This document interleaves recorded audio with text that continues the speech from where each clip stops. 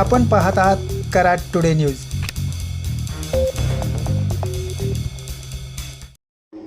कराड तालुक्यातील मसूर नजीक पाडळी येथे आज 1 फेब्रुवारी रोजी दुपारी 1:30 वाजण्याच्या सुमारास केमिकलचा टँकर पलटी होऊन आग लागल्याची घटना घडली।